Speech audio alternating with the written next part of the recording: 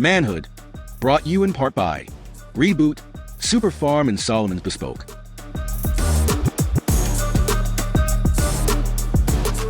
Welcome to another episode of Manhood, where we always aim to be better as brothers. And yes, I'm going to say it again and again and again.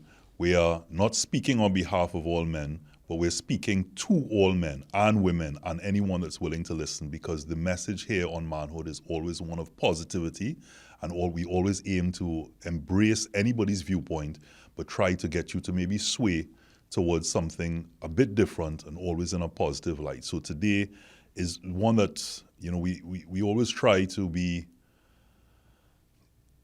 a bit impactful and comedic in certain senses to the topic, but the topics are always a serious one, and this one is no different. Today's topic is bullying. I know many of us can certainly relate with that, so I want to get straight into it. Mm-hmm. And to my right, yes, Jamel Samson, also yes, known as Certified Samson. Yes. Content creator, entrepreneur, certified scoops. If you haven't had it, try it. Yeah. You like yourself. Thank you. And to his right, Johanse Audike, behavior change consultant. Gentlemen, we mentioned the word, and just hearing the word invokes so much emotion. Absolutely. And invoke emotion for you? Did it invoke emotion for you? Absolutely. Because part of bullying is strongly based on, sometimes school time, mm-hmm, especially from home, boy. Like, it starts home sometimes in little ways, and you may not realize it right away. But then when you get older and you kind of debunk it a little bit, right? The little peacock your uncle might get, hey, you're getting fat, boy. Like, all them little small things. Like, some people take that as a form of bullying. Some people may be able to handle a little peacock from time to time. As you're saying, some people, and sometimes the topics we discussing, what I try to bring into perspective is that, especially in Trinidad and Tobago, in the Caribbean on a whole, but we have high context language, which means that even though there's a dictionary meaning to a word, we attribute our own meanings to it. And that's why sometimes it get a bit convoluted, because what he might mean by bullying, you mean and I mean might be different things. So let me start with the dictionary meaning of bullying. Bullying is seeking to intimidate or coerce or harm someone who you deem as vulnerable. Right. So let me say that again. Seeking to harm, coerce, or intimidate someone you deem as vulnerable. And by saying that, it triggers a memory for me. I could remember that same exact meaning that you just explained there. Most of it happened in school. Most of that happened in secondary school for me. Right. Where it's like you go in the higher form, or in Form 1, Form 2, and these Form 5s and these Form 4s, is like they definitely see us vulnerable to the point where... I have a memory of that too. But it's kind of like a rite of passage though, you feel that but you see, as you mentioned there, Jamel, when you say it starts from home, right? So those persons' home may be bullied, right? By whether it be siblings, whether it be an uncle, whether it be parents, right? Listen. And so they can't retaliate in that forum, but then they come now and they realize, hey, you know what? Words. I could deal with our Form 1 and Form 2. I could slap you up or tap him up or throw rotten egg or whatever the form of bullying is. Or like you say, words. There was this saying I remember back in the day: sticks and stones may break my bones, but words will never harm me. But that's whole. That's a real whole like a big pile, smelly pile. Because let somebody you love tell you something hurtful, and you will know the true meaning and extent of words. Definitely have power. Or rather, a cuff, man. Imagine my mom telling me, "You're not my son. I never wanted you to be my son. I pick up the wrong child in the hospital." And I show you all often hear that. Well, it's like your daddy and your daddy, but your daddy don't know. I have this theory, it is a theory. I have no scientific evidence to back this up, right? But somehow I think, what I see is that somehow I think words hurt men more than women. For sure. Right? But I'm not too sure why yet. I think I know why. Let me just use an example of a relationship. And men, I can speak for myself, right? And I would hope it relates to men there. We speak it on behalf of all men. Okay, we're speaking on behalf of all men. Yeah. You know, but all men are different, but understand what I mean? Right, Okay, right. we're speaking on behalf of all men. So in relationships, you know, we tend to put out a lot. We tend to definitely go out there and try to be the best version of ourselves for the person that we have, and for the woman that we would like to spend the rest of our lives with. And working hard and doing all of that and just investing time, money, energy into this said person. And then, you know, things may be rocky in between there. For your woman to come now and either, you know, step out of the relationship or either tell you something that would break you down as a man is extremely for a man it will break you apart, boy. So you're not a man, you have a small, you know, things like that. They tear you up. So what you're saying, Jamel, is that because you're saying men generally would put out so much, that when something is said, it is taken a little more, more in a more intense manner. Imagine somebody saying, "You don't do nothing for me. What you do for me?" When you bust in your bro. Or what about Jamel? Call her next and somebody else's name. Why you not more like? Yeah. So you why you can't be more like? Yeah, I've heard that so many times in many different aspects of life. So apart from a relationship, like you said, starting from home as a child, you now going to school and you now trying to connect in many ways or vent. Sorry, in many ways, and remember, you're still for all intents and purposes, you're not an adult. So your ways of managing fully your emotions at that point are a bit skewed. Right. And so what you know is physically I could exert something on you, or you may hear the words home. It could be a father exchanging it to a mother exchanging it to a father, and then you therefore come in school and replicating what you see. And replicate that. So to the Form 1 or the Form 2 or even your peers, because bullying doesn't have to be, I mean, you generally see it, like you said, Form 5, Form 4 to Form 1 and Form 2. Yeah. But the bullying can happen all over. I mean, I as I said, I haven't timed when I'm going to share this story, but I did say, I did commit that I would share a story of school at some point during this show. Well, what you're saying there is that children generally replicate what they see at home, right? And this also at a unconscious level. So somebody don't have to say, well, eyes are bully home, eyes are bully and I'm bullying you. For a child to see this, my mother or my father is making me do something and I don't understand why I'm doing it. And I don't want to do it, but they exert some kind of force on me. So, well, if I was somebody do something, this is what I learn. Do right? that way. Ain't no roof on their head after today. Yeah, like right. Let me tell you, I love my father, God rest his soul. I would always tell people, I would never forget. I mean, and this probably builds character later on in discipline. But my dad, back then we had a thing called a swiper. Right? Now you have weed whacker and things like that. But I told him what swiper like that, right? That's real weird. And and he would before he left to go to Oakle say, make sure and cut the bush by the drain. Right? And cut the lawn. Now here is Jamel Johanse to everybody out there. We have no lawnmower. Wow. So I have to go and find a lawnmower, right? Walk by some neighbor, find a lawnmower, walk to a gas station, put gas and cut the lawn, because if you don't cut the lawn before he reach home, guess what getting cut? You. You understand? But the thing is, I have so much love for my father, but the way things may look now, that may be deemed abuse. But is it then even subconsciously or without putting that term specifically to it, would all that be put in the context of some form of bullying? I could peel the layer a little bit, and you know, as men sometimes, I don't want to say bullying makes us stronger. Why don't you say it? Brings out the best in us, but if you I want want to to say that say it. sometimes a little pecan and a little, because I didn't grow up with my dad and I might be playing cards with my friends all fours and I go win. That was your father now in your life. Like, just so, like cards or Uno. Like how cards reach to that. Yeah. But it's like, it just made me a little bit more comfortable with the situation and understand that is just what it is. I didn't grow up with my dad.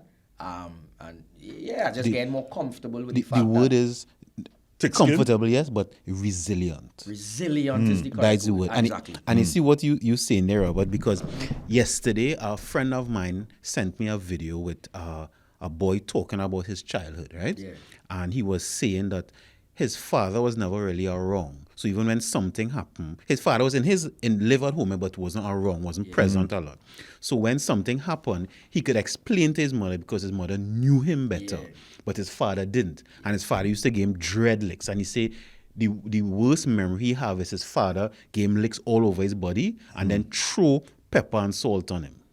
Right? All right, I think we reach real far there Right, now. but here it is. But here that it was is. like segment 2 or 3 or something. No, but when he said it, right, he was saying, but even though in spite of that, I still love my father. Wow. And then he was saying, and that made me stronger, and those were happy memories. Now, when he was saying happy memories, he started crying, right? Right. No, somebody sent it to me to hear my thoughts on it. And I have a group, a men's group that we have, and I sent it to the men in the men's group. And what it brought out is men started to talk about their experiences of abuse, and they said that, well, this make me the person I am. And then somebody say, people say licks, I get licks, but in spite of licks. And it made me question, is this healthy? Is it not healthy?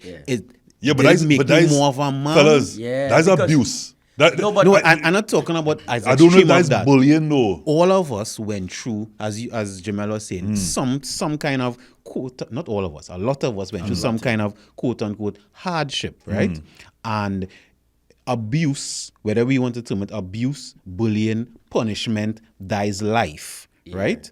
Yeah. It made us who we are. Because you are seeking to harm someone who's vulnerable. So by the dictionary meaning, I suppose it does come under that because you are seeking to harm, whether consciously, subconsciously, out of love or whatever you want to deem it. No, but maybe the father wasn't seeking to harm. Maybe the father was seeking to discipline. Yeah. And the way he say, you know what? How I will make my son remember. You will remember that pepper and salt. Right, but this is not me justifying. That's a frog. This is not me justifying the action, but crazy. we don't know. You see, the intent of our parents may not be to hurt or harm. The intent of somebody may not be to hurt or harm. So we, of course, feeling the hurt and the harm, but it may not be that. Now, putting that perspective, because bullying is a thing that is a topic that I sometimes have people say controversial views on. Because you said, early when we now started the show today, you said a rite of passage, right? And then you said maybe bullying makes us stronger. So I think something that had to fit right there is emotional intelligence. Because let me just say, for example, me, right? Like, I had friends, I do like this word, obzoki. Right? So they'll be like, you're fat and obzoki. Right? I don't know why they're using the word obzoki. But anyway. Are you telling me I showing my age? They will constantly say this now. Samson, you're getting fat and obzoki, boy. And it's because of those statements, I decided to change around my life a little bit. And I decided to go on the healthier journey. And I lost like about 20 pounds on that journey. And all I remember sometimes while working out, now I laugh at it now, is I remember when they used to call me fat and obzoki. Right. So it's like emotional intelligence is a very important thing because, some people can't take that. So if you tell somebody that and you see maybe how they respond to it, as men, we don't really have the best emotional intelligence at times to understand, okay, this might be hurting this person in a way that I may not know, or this might be motivating them in a kind of way where you smell salt in gym, that kind of feeling. Sometimes bullying from friends to friends have that type of effect. It's like smelling salt. It's like, I get like a power to prove them wrong in a good way, in a healthy way now. Let me play devil's advocate, right? How about, I understand what you're saying, so I agree, but I'm doing devil's advocate. Life is a jungle, right? I can't estimate how somebody will take something every time. If I think you're fat and obzoki, I'm telling you that, you decide how you want to take it. And in life, you can't really decide how people will tell you things. Yeah. You could have a boss and you think the boss is supposed to be a certain way, and the boss say, they doing, right? And you might say, I was trying my best, and you start to feel it, but that is the way the boss is talking. But Trini's, let's also take bullying to specifically. There's bullying on a global context that we understand as bullying. And just two things I want to address there. One, let's come back to parents may not want to seek harm. Now, whether they know it's harmful or not, sometimes it's learned behavior that they may have gotten from their parents and their upbringing. So therefore, regardless of whether you are intentionally doing it or not, you are harming your child, right? It is inflicting pain, right? And to someone vulnerable. So it is, whether you say, I want to definitely do it for this purpose, I want you to be abused, you might be looking at it like that. You might say, listen, I want to discipline. Yeah. But you're still seeking harm. So let not go down a road of semantics. Is bullying. If we're using that context, bullying is bullying. Right. You know? And let's also bring it back to bullying. No, that is a global understanding of what bullying is, to seek to harm, to coerce, etc. I'm talking about now, that's Trinidad and Tobago culture. Right. Where we are a culture of pekong. Now, whether that comes from, we discussed this on a couple of the episodes, where from a traumatic past, that we use words like, you know, Obzoki, or you know, you're in school, Jamel, and a man tell you, you know, like tall man, when you're short. Or they will refer to you as who you are. Like, I can imagine people just call it. Like what? Bald head or something. Well, no, I wasn't bald then. They used to actually call me goat head. Goat head. Yeah, as in had a big head, you know. So it oh God, and now there's gonna be a meme, but you know, that's what it is. That was a form of, in other ways it could be a that term. actually was a way of life, you know. No, but I'm saying there's difference between a term of endearment, right, and then something that you may look at and laugh off, but do you really? I mean, as you grow older, it might be a brethren thing, and you laugh it off. But at the time, somebody calling me a big head, I was going, hey, thanks, man. So I have some takes on it, boy. I just feel the culture is we call people what we see them as, because now I strong man. I'm a fat man, now I strong man. I might call it Ras, what going on, Ras? You know? Yeah. So it's like, I feel like the culture is just calling people like what we see them as. What like we have see somebody them. by me, I just call him 1 foot because he does not in a not in a format where it's to bully, but you see you invoking the therapist in it's like it's like listen. No, but explain himself. It's an institute that lives by us, and right, but it's a way of he life. refers to himself as 1 foot. That's a way of. I'll tell you, the first time I ever even heard the word bullying was watching American TV. You know, I was watching TV. I never heard that word as a child growing up, because Trinidad is Trinidad. If you're dark, somebody will call you something. If you're red, somebody will call you something. If you're Indian, somebody call you. If you're Negro, somebody call you. If you're Chinese, right? Somebody call you something, and it was always joke. Now, some people may not take it as joke. But even that Chinese is another way, because it's Chinese. But we get accustomed to calling people Chinese, which is actually a derogatory term. Yeah. But we say it so easily now. It derogatory. Now, I remember I say high context, right? Because it have Chinese people I know who live in Trinidad who just laugh at the word Chinese. That's what I'm saying. Who could even dance a Chinese parang now? Yeah, exactly. Right? But the song itself is but you see, even calling it derogatory still is a judgment, you know, because before, and this is my opinion now, before we get soft now, this society we live in, we're very soft compared to when I was growing up.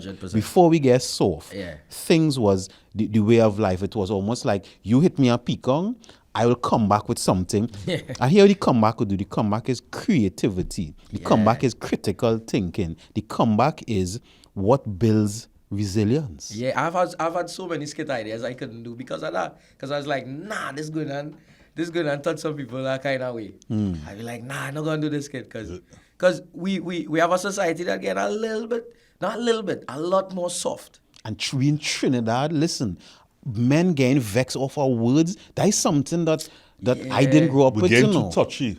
And we no longer have, you grow up and you hear, have a broad back or have some more thick skin. But we have a lot we could touch on, but we need to take a break. Right. Perfect. We need to take that break. Yeah.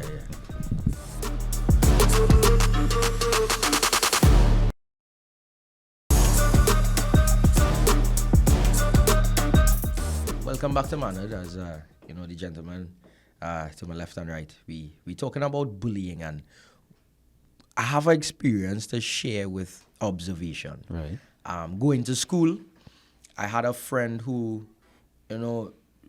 5 guys was in the friend group. Myself, 4 other friends. And we would all pecan, we would say this, we would say that. We would call each other by way it look like we ain't had the latest shoes. We go make fun of somebody. We don't have the latest bag. We make fun of somebody. Don't have a Jansport. You know, we go say, well, your parents poor. It's like real jokes as you say. And I had this one friend of mine who, you know, you could tell in his facial expression, he really wasn't comfortable with some of the things that we were saying. Because it hit home. It hit home. A lot of them now, not knowing the level of hurt that brought onto the person. Because they had a difficult life growing up. And in Form 5 is when I figured that out. So Form 1 to 4 is just like pecan.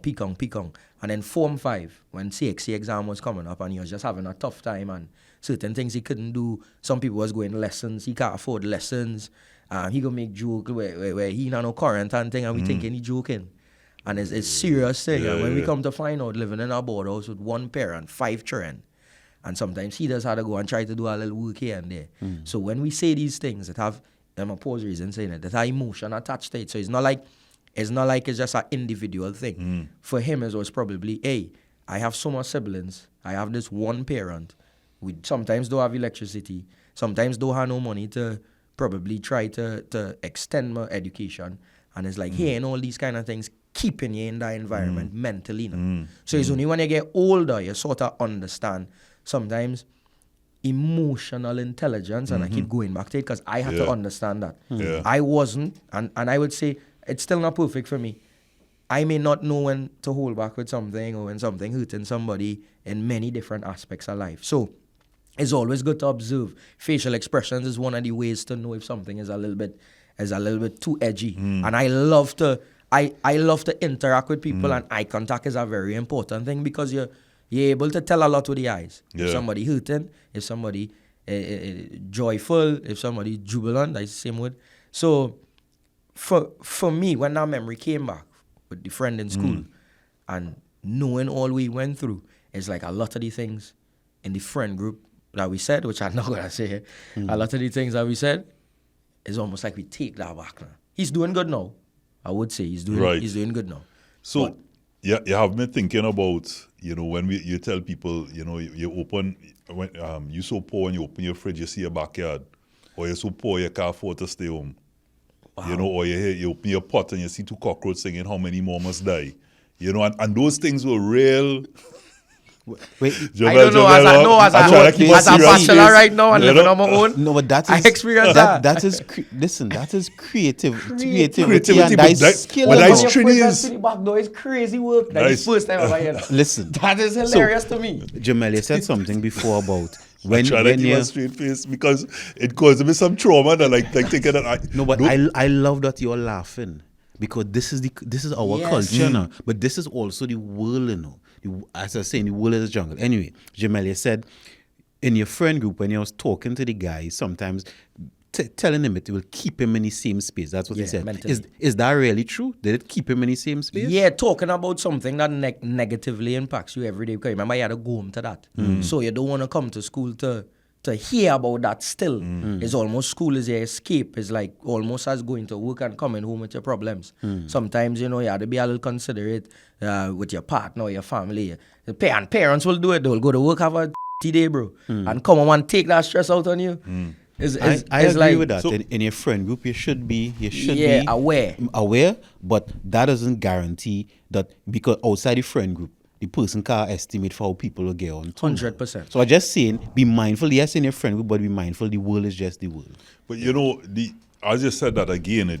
This we always talk about this, Jamel. You know, and I know you watch your show a lot as well. So the reflection a lot of times really get you to like how I'm understanding it, what we would tell people. Yeah. And I was one of those that would also sing those same songs to people with regards to being poor, how they're looking, and you don't know how it affects someone, right? And even in today's world, you know, people say certain things and you don't realize what that person might be going through. But in school, what I meted out, I also received, and it's now coming back to me and all lining up. So, for example, you know, back then there was a store called Butter, right? Now Butter, you know, there's a thing called Butter Bullets. And you would have I remember getting a pair of what was called gym boots. Yeah. And going to school, and to me, you leave home, your parents tell you, you're looking smart. Which is why they tell you sometimes don't gas up your child. You also, as a father, you also have to, in part of tough love is also training your child, not just to always say, I'm proud of you, I'm proud of you. It's to ask them if they're proud of themselves, to build up some form of resilience. Yeah. Because the world outside is not a kind one.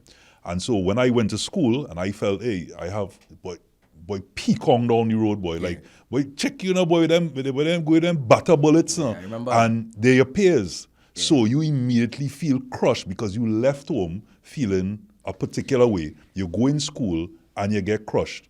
And now I'm hearing my son, who had a white Jordan, like his aunt bought him. He's 8, right? He's going on 8, but he's 7. So he goes to school with it, and 2 kids tell him, "Well, that is a fake."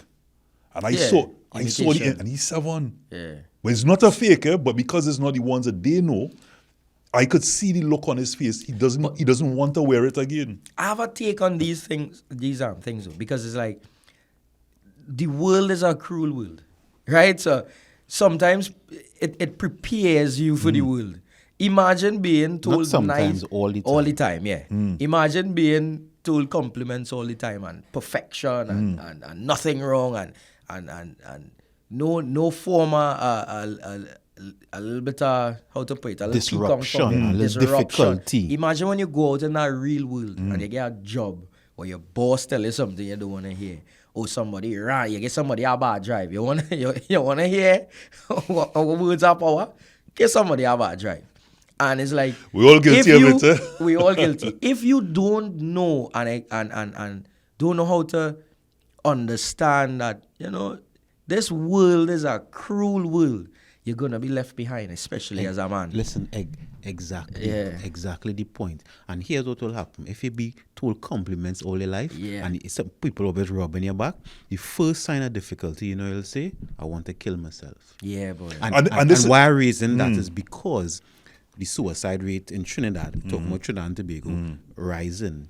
And one reason, and this is what I tell parents all the time, parents who bring their children to me, especially children who express suicidal ideations. Here was the first question I asked them. The children is do any chores? No. Right?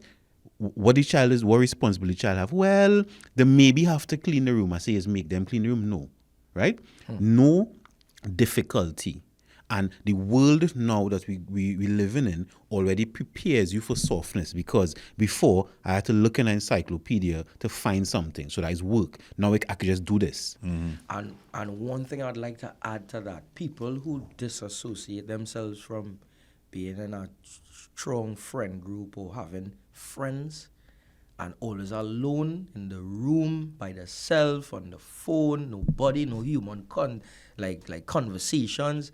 Like that's a sign. That's a sign to a sign of what? What do you think is a sign of what? I think it's a sign that carries you down in a form of depression for sure, and I feel like it worsens, if that's a word. It worsens when you go to school and all your experiences, that sort of words getting thrown at you, and then you're back home in your room by yourself. So you don't have a sort of real connection, like people and a friend group and friends line, bro, hey bro, we have you, bro, you okay? Because when you're in that room by yourself, you have nobody to talk to. Sometimes you tell your parent, imagine telling a Caribbean parent to depressed. I remember telling my mother that, and her interpretation of being depressed is bills. You have any bills to pay? You have any children to mind? I doing all of this to you, and it's like, it back then, it felt a kind of way, but growing up and understanding, and especially living on my own now, it's like, wait, it's like, it really, you understand why? It really a lot. Robert, Jamel talk about people who isolate themselves, right? Yes. Why do you think people do that? I will tell you the most common reason I've heard, but from your point of view, why do you think some people are socially that? awkward as well, and just to touch on, I wanted to give me your feedback, thoughts. Feedback and thoughts on that. But when we say about resilience builds character, or these things happening to you builds resilience and gives you character. And we spoke about suicide and depression, other things happening. But what I'm saying, Jamel, Johan say, if you tell me something And at the time, I'm not in a place that I'm mentally strong or able or have the community, the village to bring me out of it. We don't know how that. But how is somebody able to decipher that now? It's like you might not. That's a real thing to debunk. So you don't know. Remember I tell you, so this is where I'll go share the story, right? I tell you I was going to share the story. So when I was in school, and I don't think I've ever spoken about this before, when I was in school in about Form 4, that a guy used to lift weights and things like that. And in school, I mean, lifting weights at that age was a thing. So when you had a little biceps, you were considered a strong man.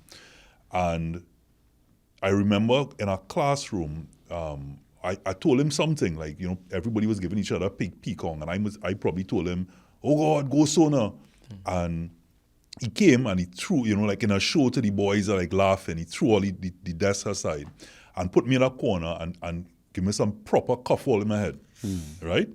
And I remember I was in pain but traumatized because you're not going to report it to your principal or anything because you still have to be, a fella. What I mean? You're not going to rat on anybody.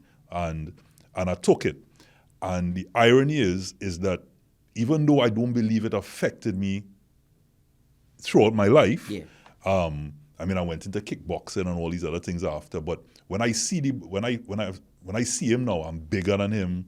I'm known. I'm all the rest of it. I tell myself I could do some serious bellas, some serious cuff in your head. But talking about it here now, it clearly had. By me even showing a bit of that anger and frustration, I'm saying that, yes, I was able to come out of it.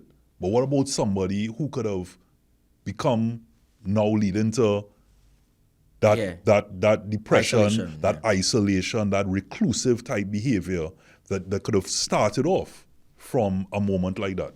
All right. Yeah. You're saying you don't think it affected you, right? Every difficult task, or any task that is deemed difficult for us, our brain develops neuroplasticity, which means that your brain adapts to it. So you get stronger. Think about it like a scab or a scar, more a scar.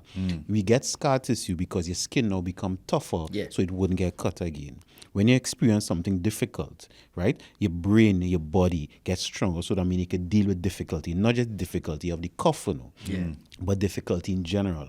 And you see, that could be a win if you understand that also, because when I started kickboxing, I remember the biggest step for me was learning how to take a hit, Exactly. When I started, I wanted to give hit. I wanted to take it. But what I learned is one of the biggest lessons was learning how to take a hit. Yeah. And as men, we have to learn to take a hit because hits come in from all angles unexpectedly. So, you see, and that's why the bullying is kind of come in a controversial term for me, because that is a word which is used now when we can't take something, when we think it's too much, but it mightn't be too much, and it might be the thing that makes you stronger.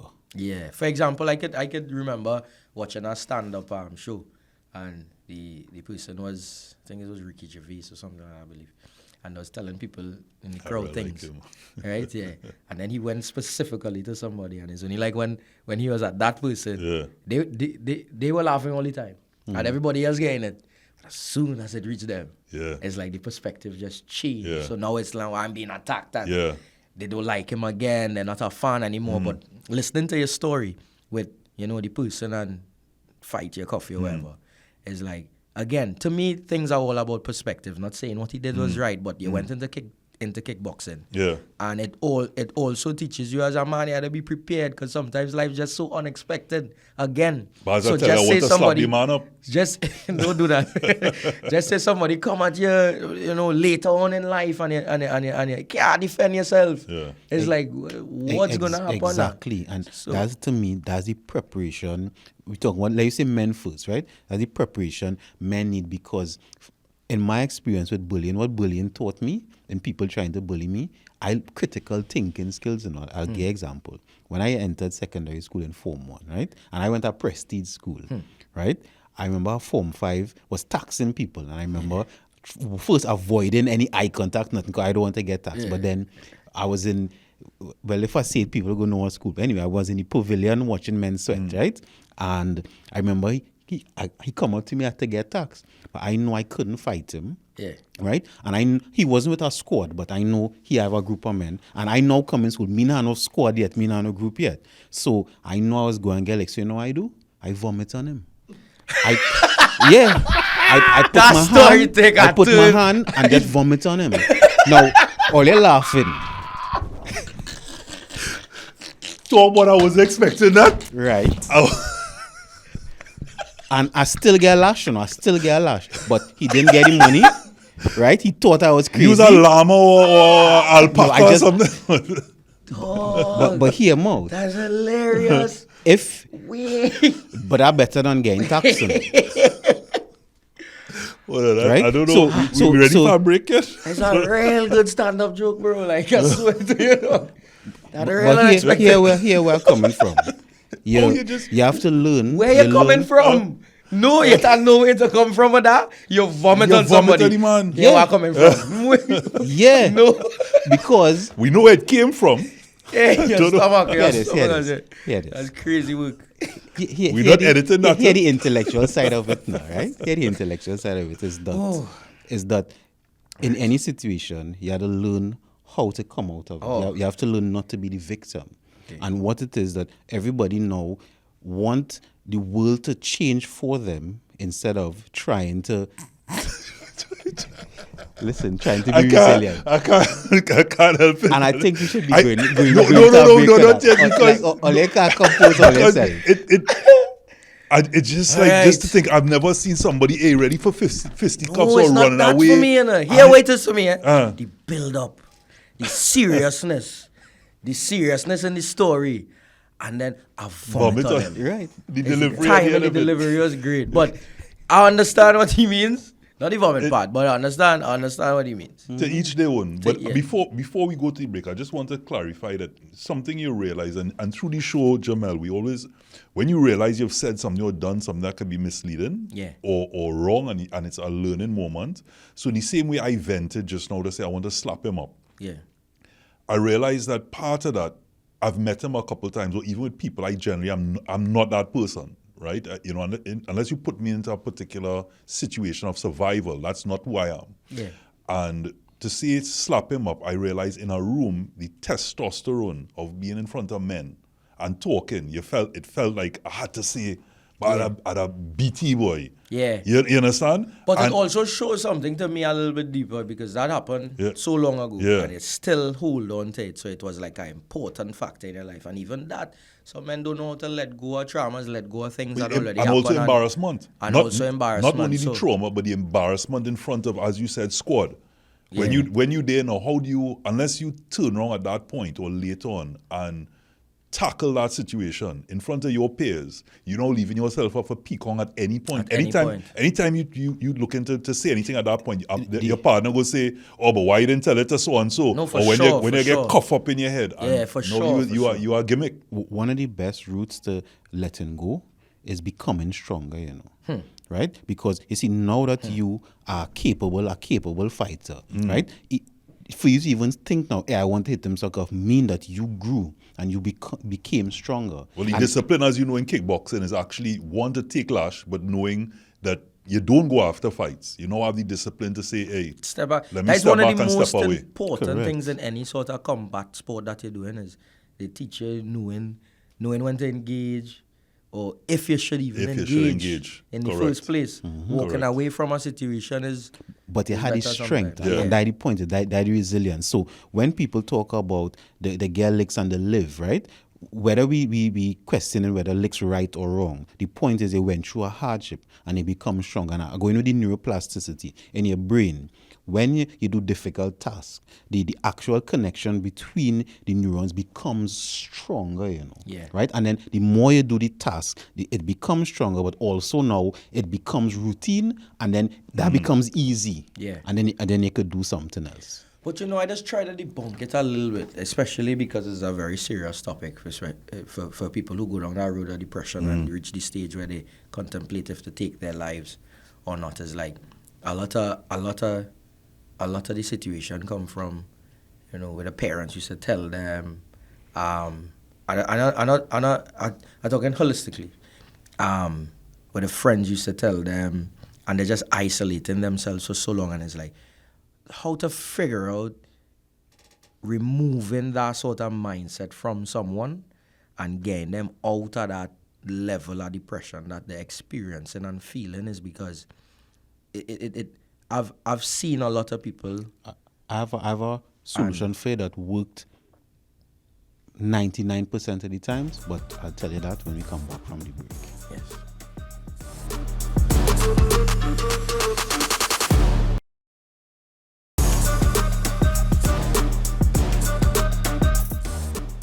Welcome back to Manhood.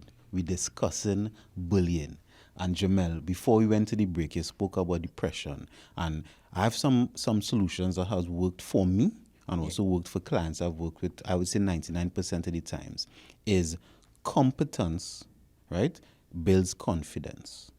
And I say competence because when you teach someone that they're able to do things, and they don't have to be directly in the situation, what happens is they feel more confident. Because when we are depressed or suicidal, usually it's because we can't figure out the solution to the problem we're in, right? And now if it have many problems, then it becomes more intense, or depending on what the problem is. But as soon as we could find the solution, right, we see the light at the end of the tunnel, even though it's far away. Yeah. So when someone is depressed, and this might sound funny, sometimes the first activity I'll give them is a puzzle to do, right?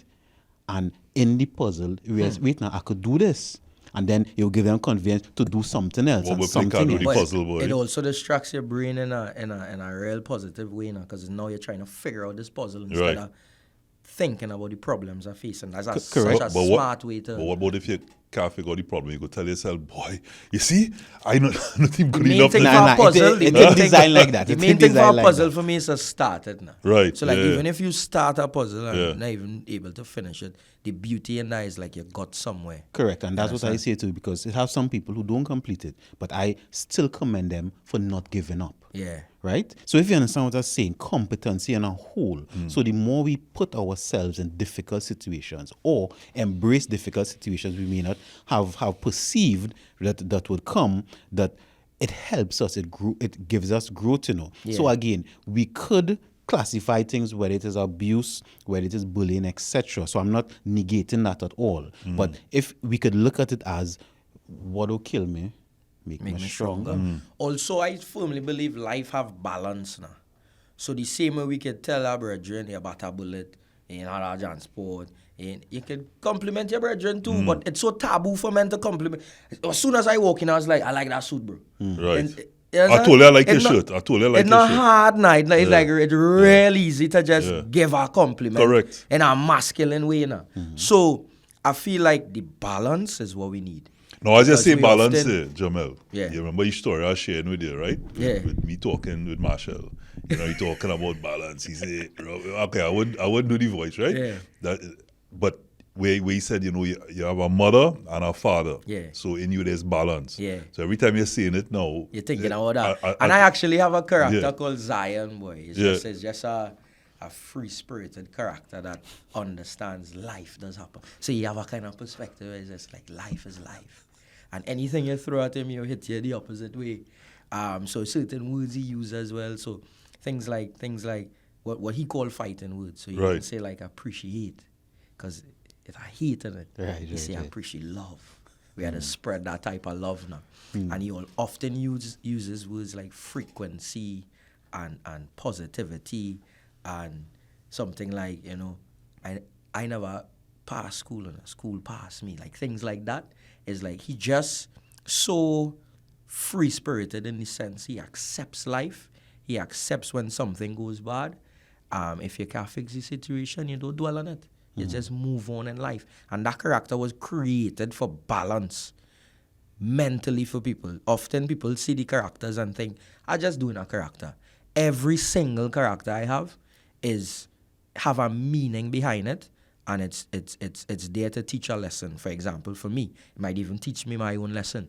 I didn't grow up with my father, and I have a father character. And while doing the father character, sometimes I might edit my videos and I might feel like I actually have a family. You understand? It's like I know how to explain it too much, but Now you explained well there. I understand where you're coming from, because sometimes, and this might be ironic, we have a lot of the message that we need in ourselves, you know. Yeah. Because even Manhood, when I watch Manhood, I listen to Manhood and watch it like if I'm not on the show, right? Yeah. And I learn so much Yeah. from watching this show. And that's why too. There's a side note, but we on track. Still for men. Yeah. You see what we're doing here, right? For men in general, to have healthy conversation, not just about what you do with the woman last night, not just about how much you could drink, like conversation like that. Do I have to be long? And you don't have to think it emotional and it's like what women do, because that's not what we're doing here. Yeah. But having conversations like this, you will learn a lot. Exactly. You know, as he said that day, you know, men really say that, boy, I drink 2 bottles of rum last night, boy, and we use these things as if it's you know, a two-stripe or a former brother, you know, like masculinity in a way. But you had also shared with me, as I talk about Marshall, that you were influenced by... Yes, because while reaching that stage in life where it's extremely normal to grow and want to grow, I reached that phase in my life where I needed to grow as an individual in terms of the different extensions of my life. So with Certified Scoop, while doing Certified Scoop, you know, while trying to manage a business and trying to manage so many other things in life, a lot of this was just coming my way. And then I developed anxiety attacks and panic attacks, which to me was strange, because I had an ex-girlfriend at the time who used to have a lot of those, and I used to say, just breathe. When I got them, it had nothing like just breathe. It felt like a panic attack, like a heart attack every time. And while experiencing it, I had a better experience, and again, I spoke about it before, emotional intelligence, of what this individual was going through. And she was experiencing these panic attacks, right? And the just breathe statement causes more problems than it does good. Like telling somebody, calm down. Yeah, and while getting these panic attacks and feeling doomed, because it got worse and worse. At first, it was just 1. And then a month later, I'll just get 2 out of nowhere. And then all of a sudden, I fear getting the panic attacks. And it's what causing the panic attacks. The fear of getting it. Yeah. And every time it was doom. I got one while driving. Bro, I was on the phone with my mom. This just make me emotional, boy. I crying on the phone and I tell her, I think that is it. I say, Ma, sorry, I love you. I say, that is it. And I put on my phone, bro. I black out. I park up by Grand Bazaar coming down like you're going to Mount Hope around the stretch. And I was like, at least it close to a hospital. Like, that's the last thought I remember having. And I park up right there, bro. And I remember just out. I come back into, and I see in all my palms white, almost like the blood, like my heart taking blood from which part don't need it right now to pump it to my heart. And I remember going through this, and nobody knows I was going through this. Still doing skits. Still, and I put that pressure on myself. Nobody was forcing me to do it. But it just shows that, you know, I just put so much pressure on myself as a man. And trying to figure it out, you know, I scroll and I see Marshall, and Marshall doing something with a guy called Satguru. And I was like, who's Satguru? Who's this guy? So I type up Satguru. And it's like, all I hear was meditation. And like, and he helped me. And I was like, where's this way? So I said, let me try it. Put on the TV. And I put on a meditation video with Satguru, 15 minutes. And I decided to just understand that I am in control of my mind. And I sat there, boy, and I got a panic attack while doing it. And I almost disengaged. But I just let it take me. And it's like my mind was playing tag. Oh, again a heart attack, no, I'm fine. Again a heart attack, no, I'm fine. And I just let it be. And then I remember just experiencing the whole 15 minutes. Cry, snot coming on my nose and thing and I done. Nobody know this happening to me. 30 minutes later, I do a skit. But anyway, nobody know this happening to me. Check my watch and I realized the times my heart spiked. And I watched the heart rate. It was like 171, which is a lot, bro. Resting heart rate, not supposed to be like that. Yeah. So, and then I watched when it calmed down and it was like 72 was the lowest. And I was like, yo, I am in control. And I took that among the 72 and I was remembering where my mental was. And it was when I just give way and say, I understand that this happening to me. It will pass. This too shall pass. And I just let it happen. That's my favorite, eh? Yeah. That got me through. You see what you just said there? he would tell you that I almost want to get that tattoo. You see, in all the times in my life with severe anxiety, like you just said, people don't see. I've been on TV, anchoring, productions, all of these different things, and behind the scenes, crying, you know. Yeah. And that saying, "This too shall pass," brought me through. Yeah. In a massive way. So just to hear you say that, but you said just something just now, Jamel. I don't want to leave it to pass. Okay. Where you said, as a man, in your statement, you said, you know, all the anxiety you're going through and the pressure, and you got through your skits, and you felt that pressure as a man, and that rung home for me that in what you were doing, the pressure of what people's expectation of you. To produce, and they don't see Jamel. Yeah. Right? Today they see in Jamel. Yeah. But what most people, and sometimes to be honest, let's be honest, sometimes they really don't care to know the person behind the character. As far as they're concerned, they just want to laugh. Yeah. But there is a human behind it. Yeah, for sure. But I also want to go back to something before I finish with the panic attacks, because I just want people to know this as well. It's like the things you eat, the things you put into your body, health-wise, like all of that is important factors of feeling better and getting over panic attacks. Not just, hey, I know I'm getting panic attacks, I'm going to start to breathe, I'm going to start to calm down a little bit. You got to change your life in positive habits and understanding that what you put in your body is very important now. So eating-wise, all of that, right? So I'll just make sure and say that. When they say garbage in, garbage out, if you put crap in your body, that's what... Sleep. Sleep. People don't sleep, and that's the problem with this young generation now. Them on them phone till 4 in the morning, and that's how to talk to my sister. Put down your phone and enjoy sleep. Sleep is so important. Going in your bed 4 a.m. and waking up at 10, 11, 12 in the day is not good. The sunlight is where you need. Sun is good. Going in your bed 10 o'clock wouldn't hurt you. Waking up 7 o'clock wouldn't hurt you. Do that, right? It's an important thing. So that is why a lot of you all face anxiety. You feel like the world moving too fast. It's because you're not giving the world enough time to do what it needs to do, because you're waking up 12. Get up, right? So why think this be on the phone? Because they're so addicted to social media. They're so addicted to social life. Why they're addicted to social media? Because it gives some sort of validation to them in different ways, or what they would like to be, or what they would want to be, or they would see people living this kind of life. I want to be like that. Yeah, living vicariously. So it's like entertainment so quick to go on your phone. You see that word they use there? And that's the crux. They do it because it's easy.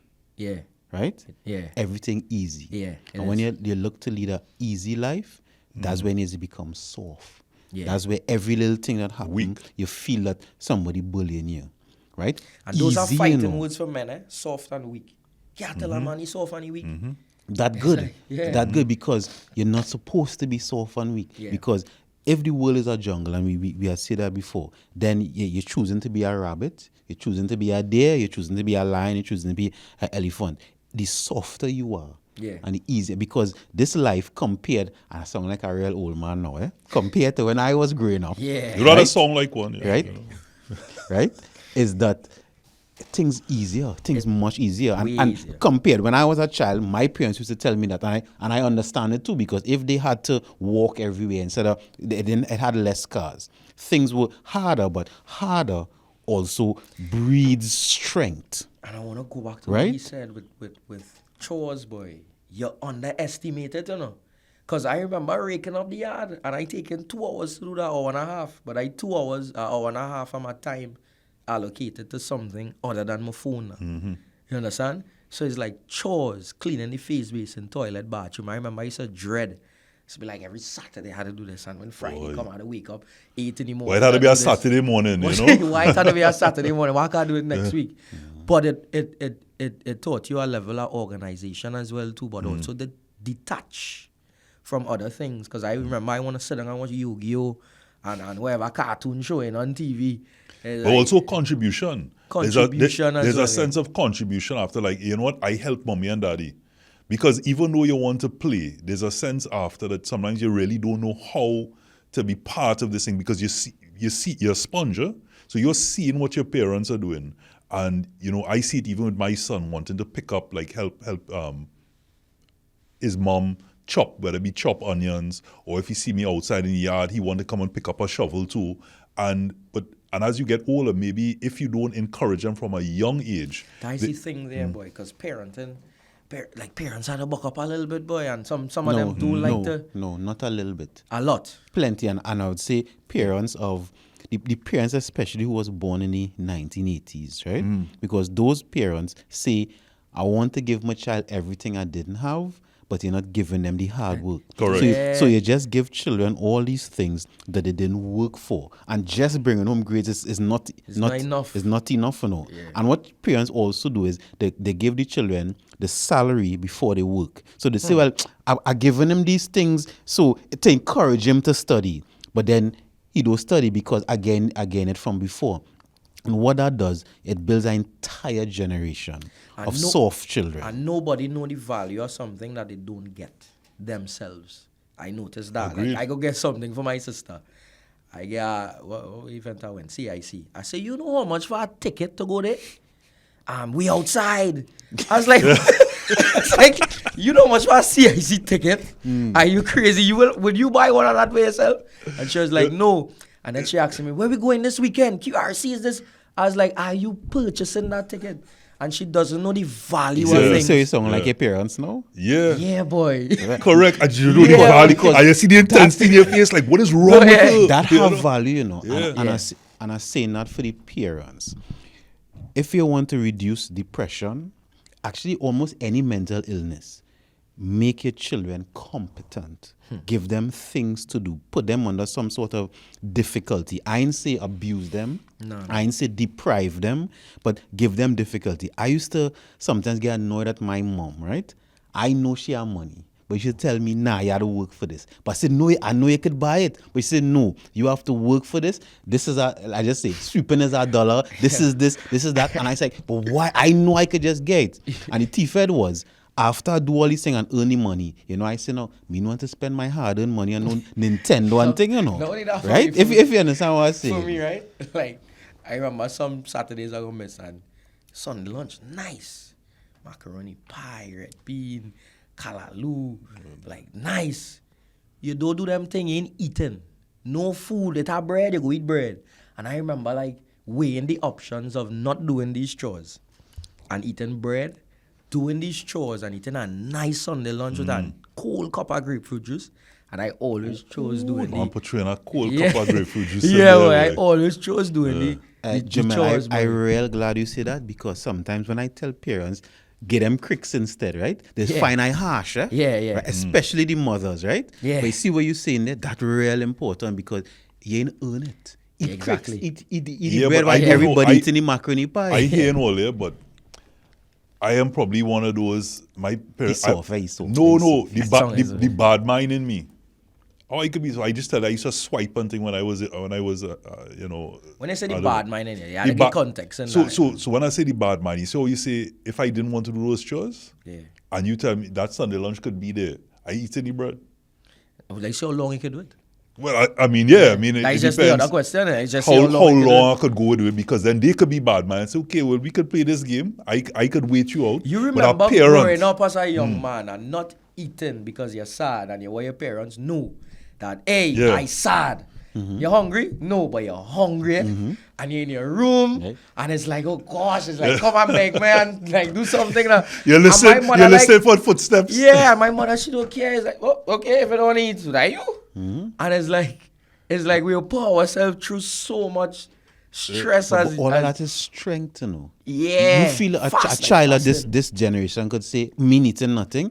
No, they don't even, no, I can't speak for all, but I'm just talking generally. They don't even have that resilience anymore. Nah.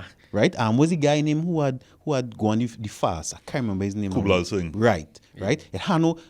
Why we don't have no leaders and heroes and thing that listening? Because those kind of men have resilience, you know. Gandhi, right? Martin Luther, Eric Williams, right? All of those people, Dwight York, and we hear Dwight York used to be playing football on the beach, Brian Lara, all of those heroes that we have, that was built through resilience, you know, right? So if now everything easy and people in gear a little difficulty, we wouldn't have anything to look up to. So that's the thing when I come while getting the panic attacks, figuring out how to try to make people happy or some sort of joy for whoever you're receiving the content in that way. I remember through the difficulties and the panic attacks and through the completion of the what I chose as a career, when I look back on it, I would say it was worthwhile because it was one of the most toughest periods of my life, and to know that I got through that period and This understand too shall pass. This too shall pass, and it was important for me because now I can lend advice and know how I could give that advice to somebody who experiencing that. Because with panic attacks, you sort of disassociate yourself with public because it's like next thing I get one in a party, next thing I get one while on work. So now you're calling. You can't feel like you're coming to work today, or you don't want to go out a little family life.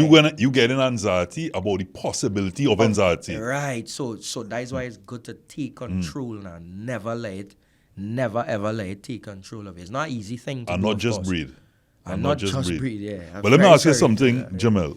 Do you have, I mean, at least in the social media era, because we can't put context overall, but you are arguably one of the most, or if not the most successful Trinidad and Tobago, and I would say comedian, because your skits make people laugh. It brings joy to them, right? Even though you're a content creator. Yeah. Right? Yeah. So in that content creation, do you still feel elements of pressure to constantly deliver at that level? Because not only do you have to create, and then of course there could be whatever's the next thing that's going to come up. So how long this can go on for? Yeah. But also that, as we spoke about, some people are thin skinned, and you're one skit away from probably somebody wanting the cancel culture. And so I look at content as a sport. When you see him ran his first race versus his second race versus his third race, it's like, he tried his best to get better and better and better and better.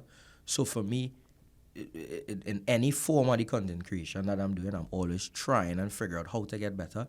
And trying to do that, you will have some fundamentals that you learn from, just the whole process that might make it a little bit easier. But it's definitely still a little bit difficult, especially to maintain. I do a skit a day, so to maintain that for like 365 days of the week, even I can maintain that. But what else it affects in my life, relationship-wise? I'm single for a little bit now, because before I remember so clearly. Tell him in the camera there, right? Tell him that you're Christmas Day, with someone that I was with, I was like, I need a 3 hours, and I was like, no, we have a family thing to go to. I was like, nah, I need a 3 hours. I have to do a skit, and it felt like addiction. I was like, why am I addicted to this? Am I addicted to just doing a skit? Or am I addicted to what that success level would be when I put in all the work from now? And I couldn't figure it out. And then I figured it out recently, and it was definitely to work towards where I would like to be and where I would like to go. But for me, with doing content, I always try to get better. It doesn't get as easy as people think. I would have days that good. Same way as work. You come to work, you might have a good day at work. But during the whole entire week, you're not going to have great days for the entire week. You might have 1 or 2 days that not as good. And it's the same thing with content. Not everything people go receive as, yeah, boy, I really like this one. Sometimes I might be like, I don't like this one. So it's still a learning process. It's still like any other thing that anybody would do, which is how could I get better at it, and how can I maintain that level of professionalism in what I do. And that is what been keeping the wheel turning is that consistency. What's the destination for you? Movie, film. So I want to contribute to the big screen, and I feel like definitely have what it takes. I use that word a lot, by the way. I need to stop using it, definitely. But I have a lot to learn for sure. Acting coaches here and there, but I feel like I have something to bring to the big screen. I love film. So, when people say comedian, when people say, I like telling a story. I like to tell people I'm a storyteller because everything I think about, especially with the characters, mom, dad, Jackson, Granny, Ezekiel, Jamel, Screws. Screws is a character that we often see so much talented people on the streets waste the talent based on addictions in many different forms, whether it be drugs or whatever. And Screws was that sort of example where he on the streets, he have a talent, he still can't get off the streets yet because he not taking advantage fully of the talent that he have. He still have something on the streets that just keeping him there. It's not drugs, but something on the streets that's keeping him there. For Ezekiel, it's like we all know some child that has give trouble. It's like these children and them so hard and they're always making little sound effects like oh-ohs and la-la-las. Like if you observe when a child giving trouble, I guarantee it have a song behind it. It's either the singing or it's either have sound effects. With the father character, that was brought in to bring some balance in the household, because before I always did skits with mom alone. So it didn't have that sort of diversity with a dad and what a man's supposed to teach you. So I just decided to bring that character in. The grandmother, we all know, old school. I did a video, she shelling peas the other day and she make everybody shell the peas. Yeah. Nobody like to do that. You're right? ducking your grandma like, oh God, she's seeing me. Yeah. I just going through it here a little bit, right? We have Jackson, which is the neighborhood dwindler, which is, he go use his charisma to finesse ladies to get things for him. I know fellas like that in real life. Swindler, I mean. Swindler, not dwindler, sorry, swindler. So it's like he go say certain things, he emotionally, taking advantage of somebody that not intelligent in that way. So he's seeing the vulnerability and trying to take advantage of it. And it's like, women experience it so much as well. I know it's manhood, but women experience it where it's like, they're trying to get out of a situation, but this man just keeping them in it. And they're not listening to the sisters. It's like, it's the same thing with those swindlers now. It's like he know what he doing. He know exactly what he doing. Who else I'm missing? Zion, as I mentioned before, calm, cool, collective. Life is about balance, perspective. That is why I wanted for Zion.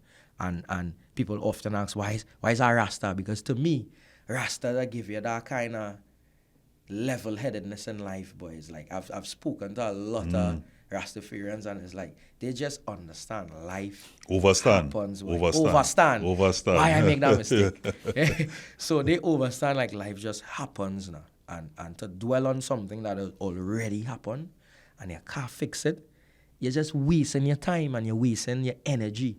They say that if something's not gonna matter in 5 years, don't give it 5 minutes. Yeah. And I want to come back to Ezekiel because he's one of your most popular characters. Yeah. And we spoke a lot about, bills, even the food, the chores and the red beans, and you're seeing these things. Is it that Ezekiel is derived from maybe somebody, the trouble you gave your mom? Nah. Nah, I couldn't get so much trouble. My mother had a half kill me, bro. But it came from a little cousin I had, boy. This youth man so hard, he big now. But he took his mom wedding rings, like she cleaned it now. And he took the rings, boy, and like playing with it, washing it and thing. But the sink didn't have a cover. So the ring fell inside the sink, but it's an upstairs house. So to find the pipe that's sinking, you go pay the plumber a lot of money. So that ring fall inside of there, bro.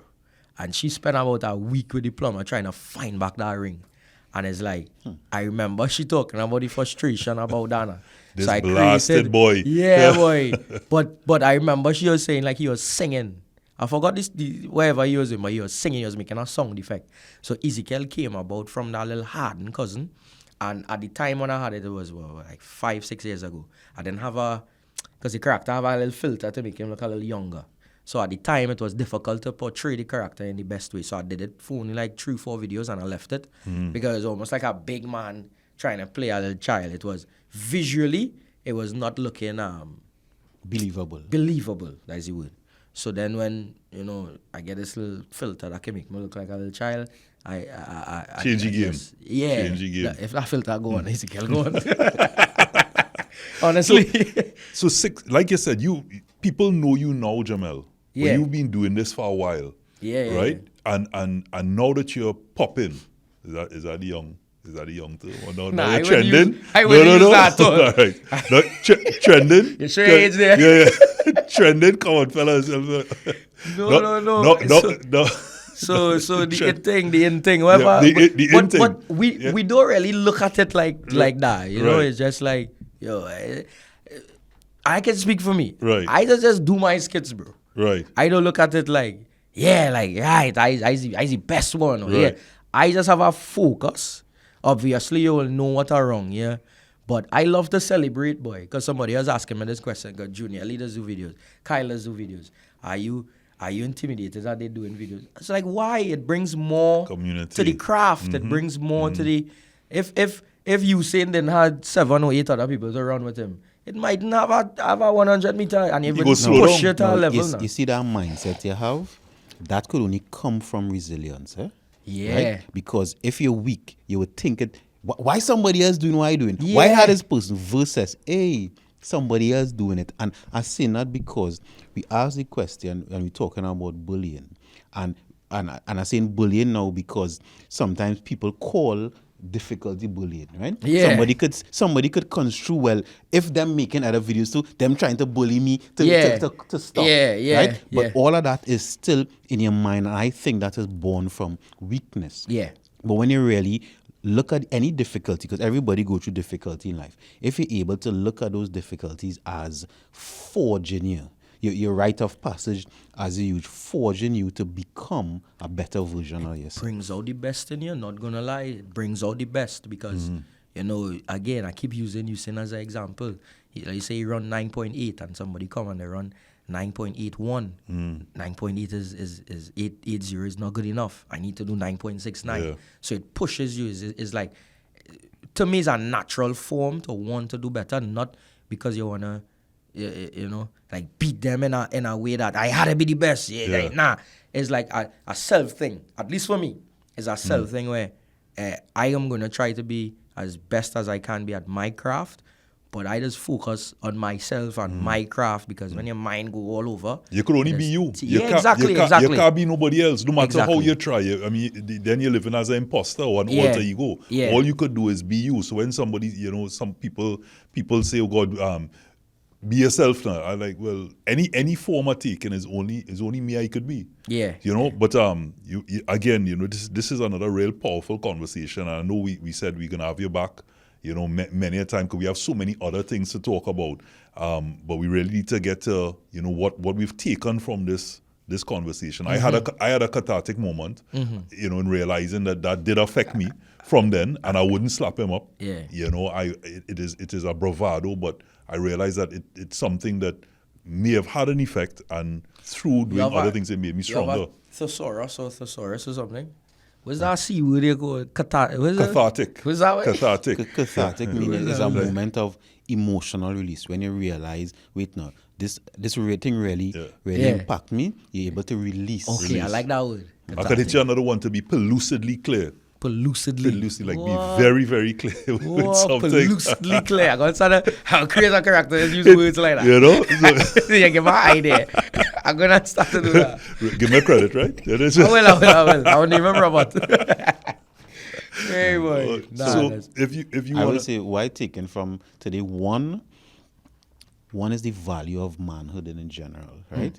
Jamel, I'm real happy you share what it is. You shared because it helped me even understand myself better as a man. Also, it's always good to hear the human side of everybody. That's one. Two is, and two, to even see how the space to express yourself.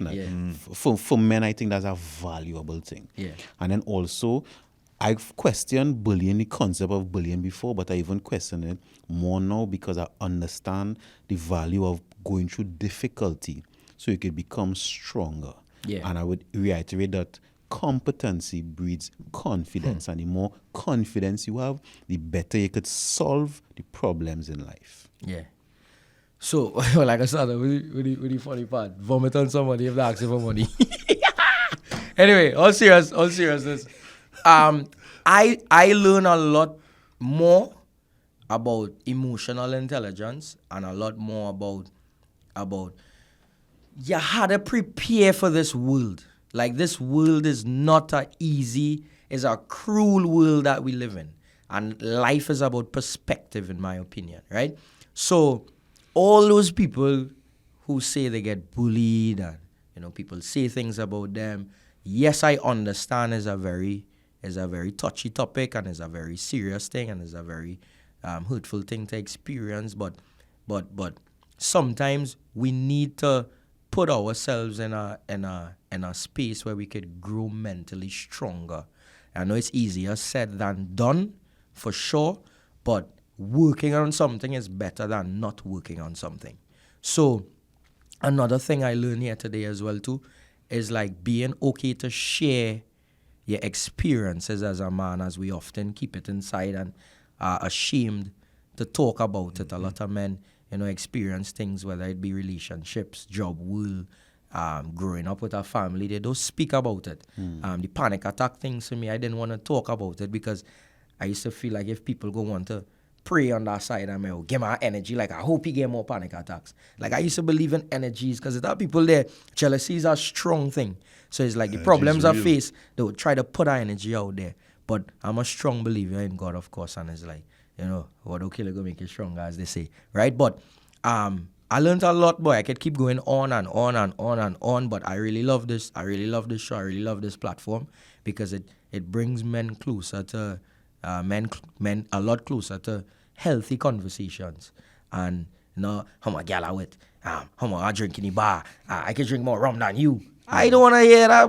Like, I want to talk about things that could give your brain some food, for thought, things that could grow your brain and understand different perspectives, right? Your perspective may not be mine, so it don't mean that you're wrong, but it just means that I could share what I think about it. You could share what you think about it, and we could walk out that door as men knowing that, we reach somewhere.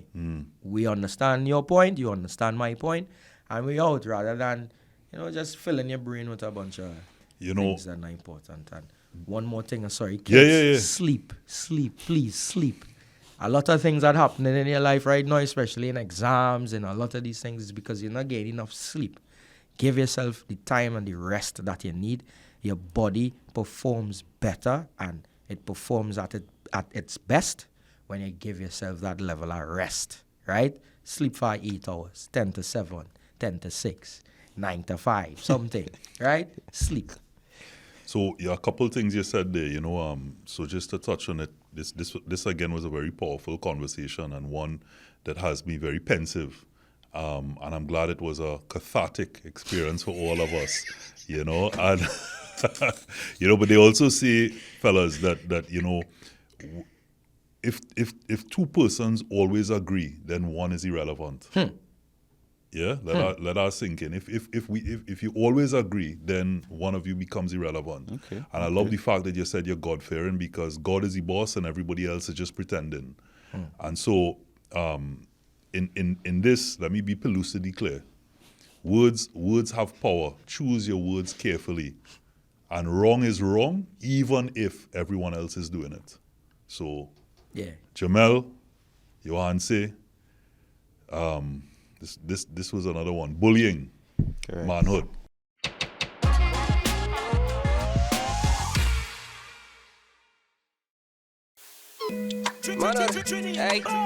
Hey, long time me recognize, but me keep it cool. Deceitful, bad mind, them wicked and cruel. Can't tie me down with them evil as doings. Insist them going to distance, them just an refuse. Better watch yourself, cause them never watch themselves. Wishing only bad for you. A different level, I pretend could I never be my friends. Thinking of my name and carrying you.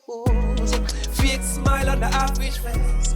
Humans, a lot of them is hating. Stay woke cause them anticipating on their next move and they congregate. Careful who you appreciate. The nicest wolf in sheep clothing. Keep a close eye on the bird betray. Yeah, I know them out for me. Terrorizing every level of my energy. Going hard and sticking to myself is the remedy. On a very thin line, it is what it is. Fully focused, dedicated to the music it was meant to be. Trying to kill my vibes, go left heavy. Plus the devil come in disguise, trying to tempt me. I read between the lines and the envy. While they're trying to friend or befriend me, them trappy. Plain talk, real life, them uncomfortable. Plus them unhappy, hence me not trust the body. Claim safe family, but busting up them out with Tom, Dick and Harry. Kill them dead, somebody clappy. I call them catty. Them not give up in a games, them play no happy. I switch it up and know the Irie. Them not winning in her. Better watch yourself, cause them never watch themselves. Wishing only bad for you. A different level, I pretend could never be my friends. Thinking up my name and carrying you. Fake smile on the average face. Humans, a lot of them is hating. Stay woke cause I'm anticipating on their next move and they congregate. Careful who you affiliate with. The nicest wolf in sheep clothing. Keep her close. Manhood spotlight. Hey. Once again, me nah see it twice. And will do anything for fame that we realize. I'm the fed up call up my name. Not really surprised. I cause no Lego 5. Only jump out them brain. Don't have no time for aim. For me, gathering me hammering down the team. Two now wanna be on the scene. New news, contest is on reveal. Mama start to scream. About time me I turn up the grind. Man I fully active. Them a sour like line. Now me reach to a point. Get your money fun. Cause them love to gate. Cause I no hesitate. Better watch yourself, cause I've never watched themselves. We should only bad for you. And if a level I pretend could I never be my friend. Sticking up my name and carrying you. Big smile on the average face. Humans, a lot of them is hating. Stay woke cause I'm anticipating on their next move when they congregate. Careful who you affiliate with. The nicest wolf in sheep clothing. Keep a close eye on the perpetrates. Manhood spotlight. Only bad for you. The mission only bad for you. Stinking up my name and carrying you.